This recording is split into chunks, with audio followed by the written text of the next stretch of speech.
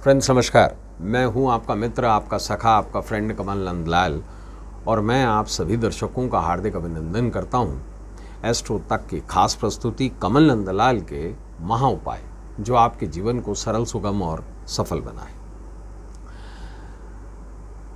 हम इस प्रोग्राम में आपको कुछ ऐसे सरल उपाय बताते हैं, कुछ ऐसे सरल उपाय जो ज्योतिष के गूढ़ ज्ञान से निकले हुए हैं।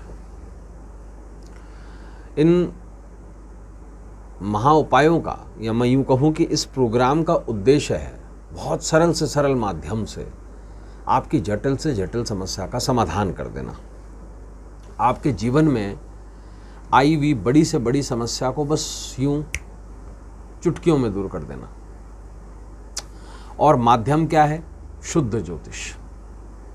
ज्योतिष के बहुत सारे ग्रंथ हैं और उन ग्रंथों का, हर एक ग्रंथ का अपना अपना उद्देश्य है। लाल किताब में भी उसमें से एक है, रावण संहिता भी उसमें से एक है, अरुण संहिता भी एक है, रुद्रमल तंत्र शास्त्र भी उसमें से एक है। और कुछ एक ऐसे उपाय हैं जो हर एक ज्योतिष की स्वयं अनुभूति से, उसके प्रैक्टिकल रिसोर्सेज से बनकर सामने आते हैं। अब मूलतः ज्योतिष का उद्देश्य मात्र सिर्फ भविष्यवाणी करना नहीं है। ज्योतिष एक ऐसा माध्यम है जहाँ पर आप या मैं या कोई भी एक ऐसा व्यक्ति जो अपने भविष्य की जानकारी चाहता है, तो वो एक चीज़ चाहता है कि एक ऐसा ज्ञान मिले जो उसको ये बता सके कि उसके सामने, उसके आने वाले दिनों में उसका भविष्य किस प्रकार रहेगा। दूसरी बात,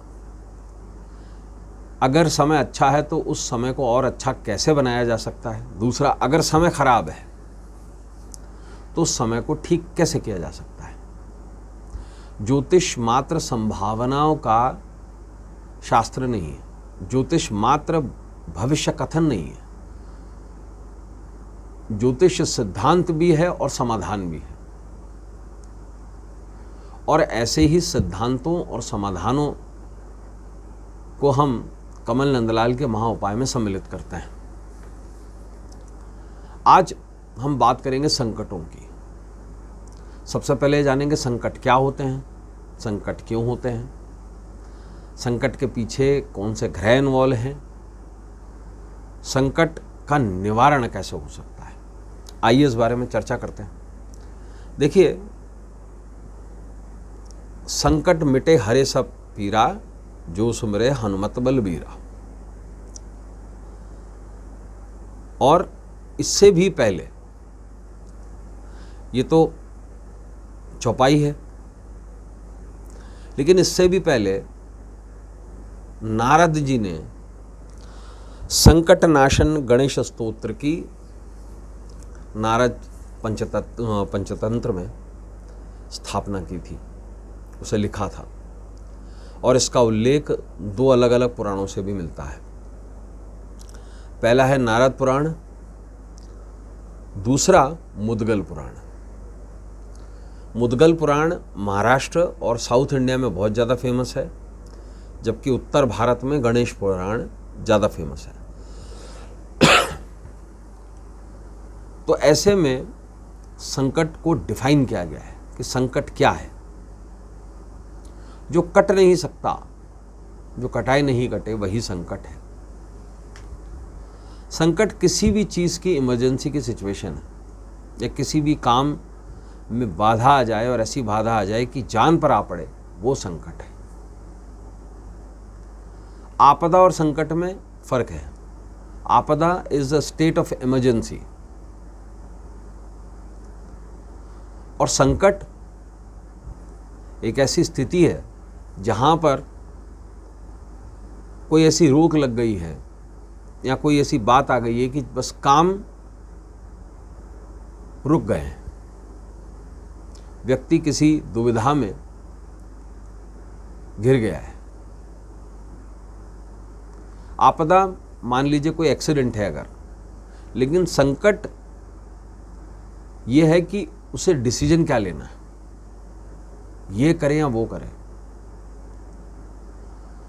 और संकट नाशन गणेश स्तोत्र में नारद कहते हैं कि हर प्रकार का संकट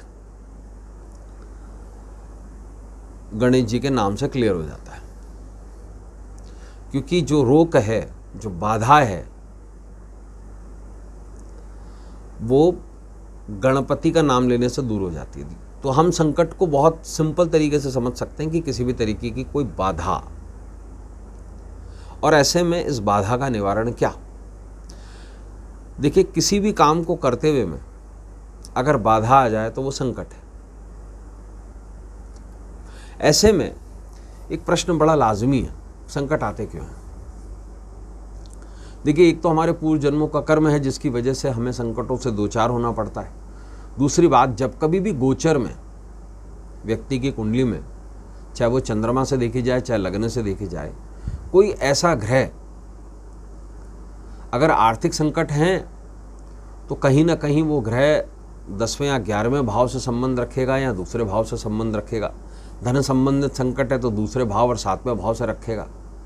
अगर विवाह से संबंधित संकट हैं तो 7वां भाव, 5वां भाव, 12वां भाव इन्वॉल्व होगा। और जीवन में शायद ही कोई ऐसा व्यक्ति होता है जिसके जीवन में संकट ना आए।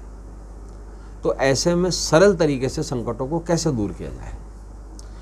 देखिए, कलयुग में जो सबसे प्रभावशाली देवता माने गए हैं वो माने गए हनुमान जी।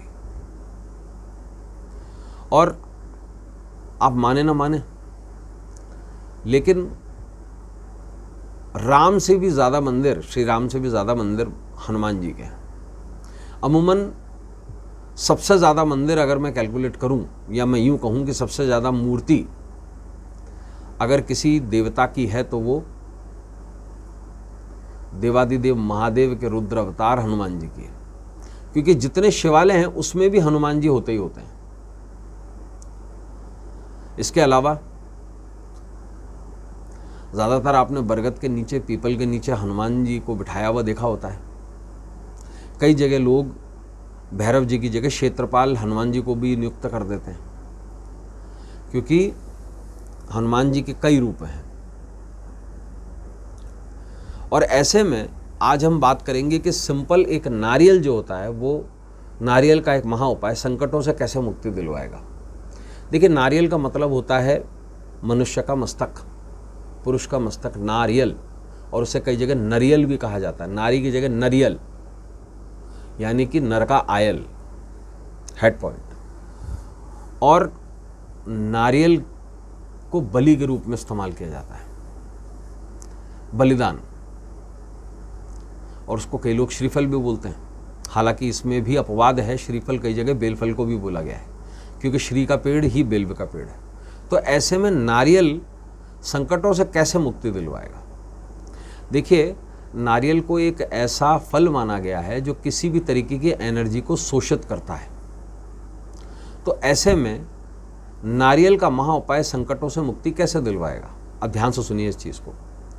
देखिए, विशेष रूप से नारियल का प्रयोग हम देवी और हनुमान जी के मंदिर में करते हैं बधार कर। बधार कर मतलब उसे नारियल को फोड़कर उसकी बलि देते हैं। और एकमात्र शिवालय ऐसा होता है जहाँ नारियल बधारा नहीं जाता, जहाँ प्रस्तुत संपूर्ण नारियल चढ़ा दिया जाता है। तो नारियल का करना क्या है और ये संकटों से कैसे मुक्ति दिलवाएगा। देखिए, 8 मंगलवार तक ये उपाय कीजिए संकटों से मुक्ति के लिए। 8 मंगलवार हनुमान मंदिर में नारियल बधार दीजिए। सिर्फ नारियल चढ़ाना नहीं है, उसे तोड़ करके हनुमान जी को प्रस्तुत कर देना है, सारे संकट दूर होंगे। तो दोस्तों, आज के लिए बस इतना ही। कल आपसे फिर मुलाकात होगी, इजाजत दीजिए। नमस्कार, नमः शिवाय। अगर आप मुझसे जुड़ करके अपनी समस्याओं का समाधान चाहते हैं और चाहते हैं कि आपकी समस्याओं को ज्योतिष के माध्यम से सुलझाया जाए, तो आप हमसे संपर्क कर सकते हैं, जुड़ सकते हैं एस्ट्रो तक पर।